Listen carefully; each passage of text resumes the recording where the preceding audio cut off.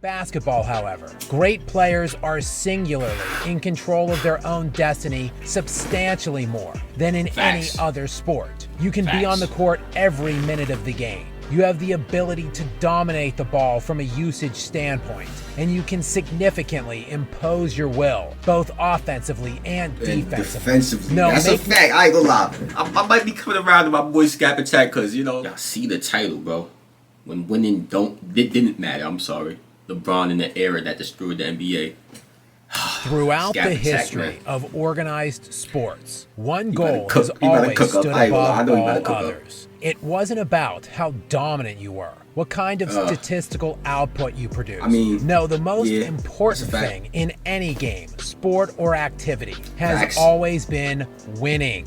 And of the major organized professional sports, winning has always been the most meaningful in the basketball world. In the sport of basketball, all-time greats are less dependent on others than in any other sport. As in other sports, even for the most important of positions, you typically play only one half of the game, and in some instances, as little as a third.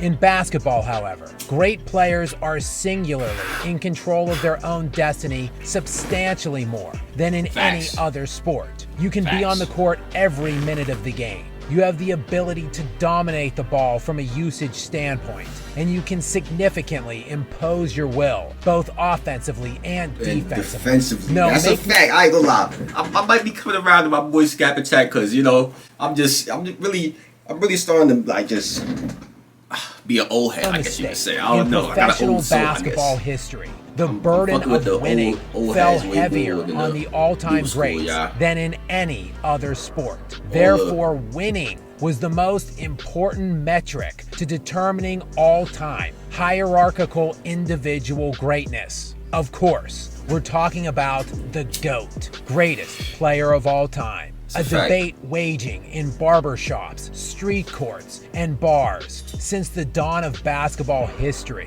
A debate that continues to this day on national airwaves and all the way down to every 16-year-old on Twitter. But the complexity of this debate. I remember during quarantine, me and my friends was having GOAT debates for real. Like, we really don't even, we think we know a lot, but back then I know none of us do anything for real. Like, we wasn't watching no games every day. We watched the new school games, but not Mike. Nobody really knew how good Mike was, except for a few of my friends.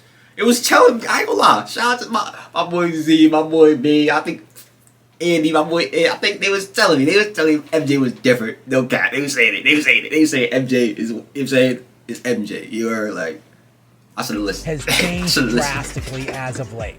Somewhere along the way, winning stopped mattering. It stopped mattering when society started dishing out participation trophies. But most importantly, that's a fact though. That's a fact though. I think it has to do with everything that's going around.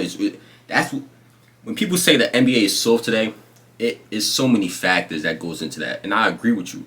NBA is soft today. But it's not only because of the players. It's because of the environment they grew up in. Things like that. It's like everything is soft nowadays. You know what I'm saying? Like, you can't say certain things on the internet because it's soft. Everything is soft. Changed to the NBA. It stopped mattering when this era's alleged greatest players couldn't win. Rather than change the way we view those players, we decided to change the way we have evaluated players from the earliest points in NBA history.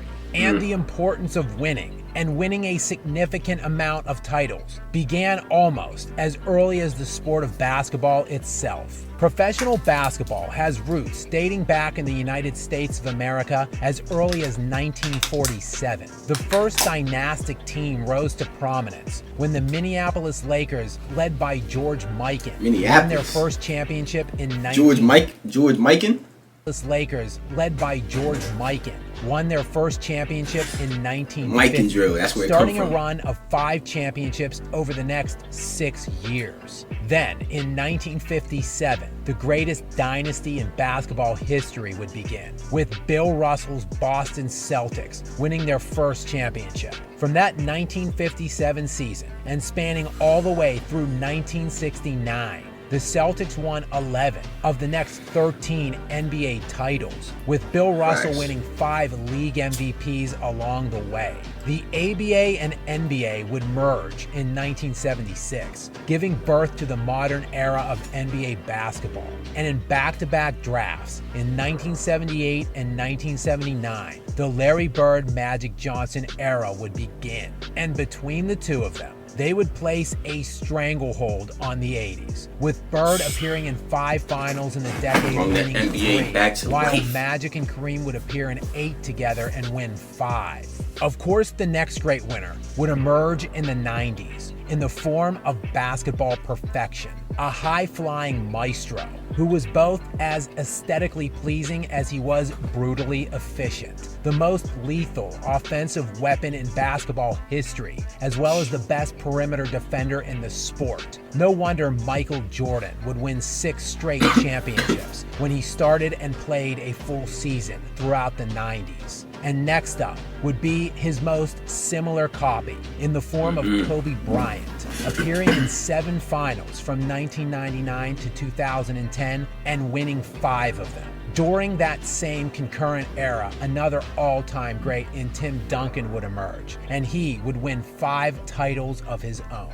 Along the way throughout NBA history, within and around these great winners, there have been an endless array of other great individual players, none more prominent than Wilt Chamberlain, whose entire career overlapped that of Bill Russell. When Wilt Chamberlain retired, he was the all-time leading scorer in basketball history, along with being the sport's all-time rebounding king. Chamberlain also, at the time, had the highest career scoring average in NBA history, posting outrageous career averages of 30 points per game, 23 rebounds, and 4 assists. Whatever LeBron James has become in this era from a statistical standpoint, he paled in comparison to that of Chamberlain. And yet Wilt has never been considered the GOAT, instead overshadowed by Bill Russell within his own era. Russell, who averaged nearly half as many points per game as Wilt for his career. This was due to the fact Chamberlain won just 2 of his 6 NBA Finals appearances. He simply wasn't a winner.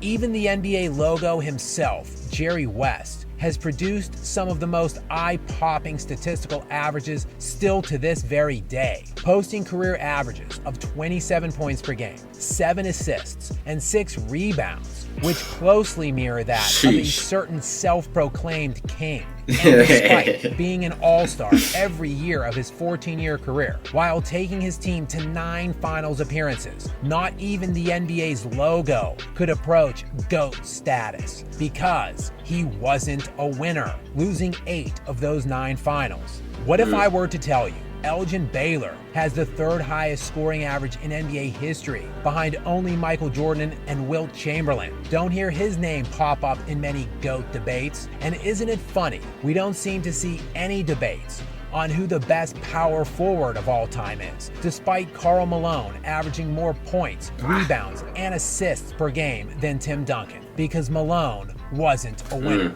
and Duncan was. But in this era, where the media anointed a teenager as the chosen one, they've deployed every possible tactic and made every imaginable excuse as to why he hasn't been able to win more. In this era, we even call a player who has managed 1 career finals appearance in an 18-year career a god. He is the point god. Honestly, LeBron James's statistical accomplishments should not be washed away. Bro, I just feel like you have to factor other things in when you're critiquing a player, bro. Winning is very important. You're not gonna be a all-time great if you don't win anything. You know what I'm saying? You have to win some stuff to be an all-time great. But I just feel like you have to factor in some other things as well. It can't just be all about winning. Cause let's do a hypothetical. Let's say Michael Jordan was playing with a whole bunch of bums, Dylan Brooks, but now let's say he's playing with a whole bunch of bums, right? And then, you know what I'm saying, he averaged 50 for the season. You know what I'm saying? Got to the finals, dragged him to the finals, averaged 40 in the finals, but lost. You know what I'm saying? He averaged 40 and 50. What we doing? You know what I'm saying? Like, I just feel like we have to, at some time, we have to talk about how the individual played, what the individual did to affect the game, and the dominance. You know what I'm saying? I understand, bro, just said dominance isn't as important as winning, but dominance is an important factor as well. You know? Come on, man. We can't just like Will Chamberlain shouldn't be, or Jerry West, or Karl Malone for that matter. And LeBron does have 4 championships, but he has also lost 6 of the 10 finals he has appeared in. He has a 22 and 33 career finals record. Those things cannot be washed away either, not with the vast historical precedents we have of hoisting up the winners above the rest. And I don't like the finals record thing, because, like, I mean, it's like you're getting punished for making the finals and losing. And I understand that, but it's like you don't get punished if you didn't make the finals and you lost. You know? That shouldn't be something right there. It should be Jordan 6 and 15. You know what I'm saying? Bron 4 and 20. You know what I'm saying? Like that. Like, it should be throughout their whole careers how many, you know what I'm saying? Because how are we only counting the times that they made it to the finals? That don't even make sense. James has team jumped 3 times in his career to stack his roster and maximize his winning potential. He has played with, at the very least, as many elite, high-end Hall of Famers and perennial all-stars as any of the other all-time greats, if not more. This is while LeBron has played longer, and in many cases, substantially longer, than mostly all of the other greats he is compared with. His 1,703 total games played in the regular season and playoffs is 137 more than Kobe Bryant, 452 more than Michael Jordan, and nearly 600 more games played than Bill Russell, Magic Johnson, and Larry Bird, all to win, in most cases, less. And yet, here we are. I understand. In the winning aspect, it looks horrible. It's horrible for Bron. I understand, but at the end of the day, that's not the only thing that we're going to be able to use to critique players individually. We're not talking about as a team, how good was they as a team. We're talking about how good was they as an individual player, or how great they was as an individual player. And that's why winning is so important, because being good, it has to do with how you play. You can be as good as you want. Greatness doesn't come until you accomplish things, to meet certain standards, supersede certain standards and goals, you know, things like that. Supposedly raising this player up amongst all the rest. What? In an era where he didn't even produce the most dominant dynastic team. The Golden State Warriors are the greatest dynasty of the LeBron James era, going to 6 finals in 8 years, right in the heart of LeBron's prime, winning 4 titles and beating James head-to-head for 3 of those 4 rings. Is this your game? James has not been the winningest player of this era. He has not produced the most dominant team. And despite his collection of longevity stats, he isn't even the most individually dominant. Kevin Durant has the highest scoring average of the LeBron era. Kevin Durant has led the league in scoring 4 times. LeBron James has led the NBA in scoring once in 20 years. That's cool. And he's led the NBA in assists once in 20 years. Russell Westbrook, in this same era, has... These are, see, like, in the same breath, you're going to talk about straight stats, bro. You can't do that, though, because impact on the game is not all about stats. It's not all about scoring the basketball. It's not all about putting assists on the board. You know what I'm saying? You can make a great pass to assist. You know what I'm saying? Like, come on now. This is when you lose me, gay, because we got to talk basketball, not stats. We can't just talk stats and act like that's the whole argument. We got to add some context, gang. Please, man. We all know that's 2 career scoring crowns and is a 3-time assist leader, while averaging a triple-double for a season 4 times. What they call him? Mr. Stat Pattern, right? Mr. Stat Pattern, right? He was stealing rebounds from his big beard, Steven Adams.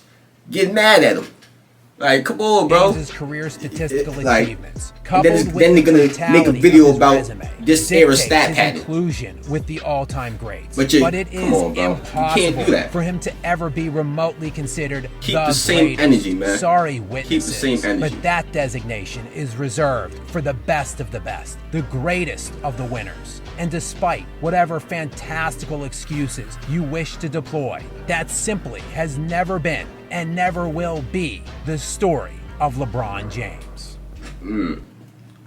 That's the end of this one, y'all. But yeah, bro, that's all I really be having to say, bro. And for the ones that are stupid in the comments that I think LeBron is I don't even think LeBron is a GOAT. You know what I'm saying? I know Michael Jordan is the GOAT. My thing is, when you're gonna critique somebody, critique them fairly, you know? Use some context. Use context fairly as well. If you're gonna put context for somebody that makes them look good, use context for the person you're comparing them to that makes them look good as well. And then add the bad context and add the bad context for the player you're comparing them to. You know, it's good and bad with everything. You know what I'm saying? It's good and bad with everything. We gotta talk about the good and the bad. There's no need to just talk about the bad or just talk about the good. That just shows what side you're on and that you're not looking at this objectively. You know what I'm saying? But that's the end of this, John. If y'all enjoyed, know what to do. Click the share button. Turn on post notifications. Like the video, comment, subscribe. I'm out of here.